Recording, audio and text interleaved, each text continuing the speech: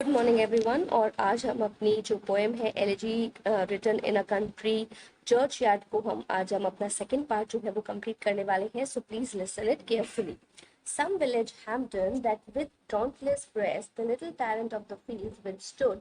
Some mute in glorious Milton here may rest. Some Cromwell guiltless of his country's blood.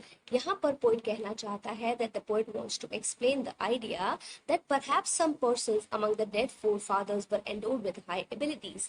ये मैंने आपको पिछली बार भी बताया था कि हो सकता है कि हमारे पूर्वजों के अंदर कुछ एक अच्छी काबिलियतें हो जिनकी वजह से हम उनको याद करते हैं।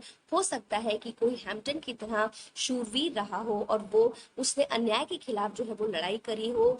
सम of them could have been great poets, कुछ अच्छे कवि रहे हो मिल्टन की तरह, कुछ हीरो रहे हो क्रॉमवेल की तरह। तो इस तरीके से हमेशा हमें कोशिश करनी चाहिए कि ये जो गिफ्ट्स हैं उन लोगों के, उन पूर्वजों के रोशनी में नहीं आ पाए क्योंकि उनको अवसर नहीं मिल सका था। The applause of listening senates to command, the threats of pain and ruin to despise, to scatter plenty over a smiling land and read their history in a nation's eyes. यहाँ पर कवि कहता है कि शायद मृतकों में, ठीक है, जो लोग डेड हो चुके हैं उनके बीच कोई ऐसा होगा जिनकी जो है बहुत अच्छी एबिलिटीज होंगी, लेकिन उनको क्या हुआ, उनको सिंहासन तो प्राप्त हुआ लेकिन अगर उनमें से किसी को कुछ मिलता तभी तो वो काम करता ना। यानी कि उनको they were dead in lack of opportunities, किनको उनको अपॉर्चुनिटीज नहीं मिल पाई। Okay, so in the next paragraph, the poet wants to say that the struggling pangs of conscious truth to hide, to quench the blushes of ingenious shame, or heap the shrine of luxury and pride with incense kindled at the music flame. यहाँ पर वो कहता है कि जितने भी हमारे villages हैं, जितने भी हमारे गांव वाले थे, उन सब ने अपने आप को बुराइयों से बचा कर रखा। The people saved themselves from the evils of the world. They did nothing wrong. उन्होंने कुछ गलत नहीं किया। They did not enjoy the luxuries of life. उन्होंने जिंदगी की लग्जरीज यानी कि उन्होंने सुविधाओं को नहीं भोगा। They did not compromise with their prides, उन्होंने अपने गर्व के साथ जो है कॉम्प्रोमाइज नहीं किया, उसका किसी के साथ किसी को बेचा नहीं। सो हम सोच सकते हैं कि वो बहुत अच्छे लोग थे हमारे पूर्वज। The forefathers of ours, they were very good at that time because they never bent upon anybody. वो किसी भी के ऊपर जो है आश्रित नहीं थे, गरीबी में वो जी रहे थे, लेकिन उनका जो किरदार था वो बहुत ही ज्यादा सक्षम था। The people were having that proud feeling at that time. So far from the maddening crowd's ignoble strife, their sober wishes never learned to stray.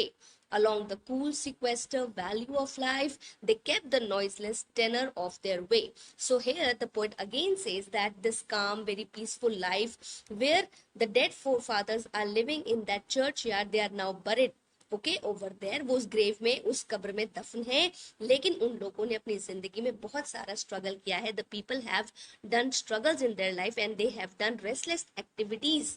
ठीक है, जितने ये शहर के जो लोग होते हैं जो काम नहीं कर पाते हैं, लेकिन हमारे पूर्वजों ने बहुत ज्यादा काम किया है बिकॉज वहां पर पुरानी ना बुराइयां थी, ना कोई ऐसे व्यक्ति थे जहां पर डिस्ट्रैक्शंस थी, लोग अपना काम करते थे। The people use to do their work very hard workingly and the people were not wild, they were having no ambitions, उन्होंने कभी बुराइयों का पीछा नहीं किया। Their desires were very simple, उनकी इच्छाएं बहुत कम थी, ऑर्डिनरी थी। तो उन्होंने अपनी जो एग्जिस्टेंस है जहां पर वो मौजूद थे, उन्होंने एक अच्छी पीसफुल लाइफ को अटेंड किया था। Is it clear?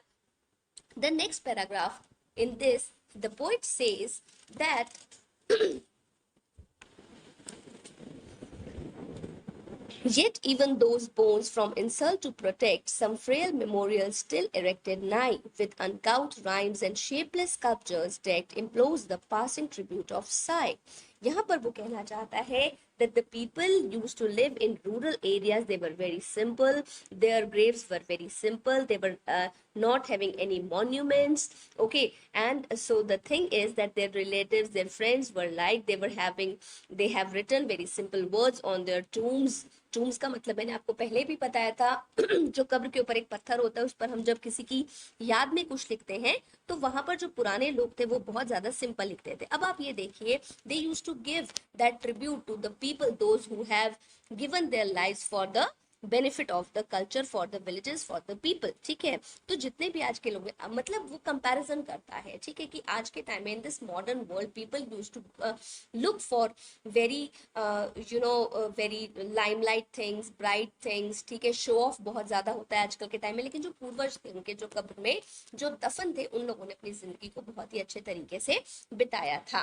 Their names, their ears spelled by the unlettered muse, the place of fame and elegy supply. Many a holy text around she strews that teach the rustic moralistic to die. So in this poem he says that in my village the forefathers, in the memory of the forefathers, we haven't made any monuments, we haven't made any special tombs by their names so that we can learn them, we can memorize them. There is no need for that, but that is for the illiterate people, जो लोग अपनी spellings को गलत शब्दों में लिखते हैं, लेकिन इन मॉन्यूमेंट्स के ऊपर जो लिखा गया था उसका जो उद्देश्य था वो ये था कि वो पब्लिसिटी का काम करते हैं। We want to show off to the people कि यहाँ पर हमारे उस व्यक्ति की जो है वो कब्र है, बिकॉज हम उनके लिए एक स्मारक बना देते हैं। जैसे हम किसी का भी कोई भी स्मारक का नाम ले सकते हैं, जितने भी हमारे पुराने मॉन्यूमेंट्स हैं सब किसी ना किसी की याद में बनाए गए हैं। लेकिन गांव में यहाँ पर वो कहना चाहता है थॉमस ग्रे कि हमारे पूर्वजों की यादगार में हमने कोई ऐसे स्पेशल मॉन्यूमेंट्स नहीं बनाए हैं so that we can give any message to the people. ठीक है, लेकिन वो कहते हैं कि हमने वहां पर जो भी लिखा है, उन कब्रों के ऊपर जो भी लिखा है वो बाइबल से लिया है। We have inspired from Bible and that is why we have written some things for the people, those who are not with us, in between us. Okay, so this is very simple. Again he says, for who to dumb forgetfulness a prey, the pleasing anxious being ever resigned, left the warm presence of the cheerful day, nor cast one longing lingering look behind. So here in these words, यहाँ पर कबीर कहता है कि यहाँ पर ऐसा कोई व्यक्ति नहीं है जो ये नहीं कोशिश करता। People use to have that ambition that we must be remembered even after our death, हमारे मृत्यु के बाद भी लोग हमें करें, लेकिन यहाँ पर ऐसी कोई भी व्यक्ति नहीं था जिसको ये लगा कि अगर मैं मर जाऊंगा तो मुझे लोगों को याद करना मुझे चाहिए। नो डाउट, ठीक है, a person who is dying, okay, he is having that type of desire. वो कहता है कि उसके बारे में कुछ लिखा जाए, शोगीत हो, जैसे आज के टाइम में बहुत ज्यादा शो ऑफ होता है। अगर कोई आदमी मर जाता है तो हम उसके लिए टेंट लगाते हैं, हम उसके बारे में अच्छी अच्छी बातें बोलते हैं, but there is no need. The people who have done laborious work, unendless hard works, ठीक है, तो उसके लिए हम क्या कहेंगे, कोई जरूरत ही नहीं है उनके बारे में कुछ लिखने की, बट पीपल आर रिमेम्बर्ड, है ना।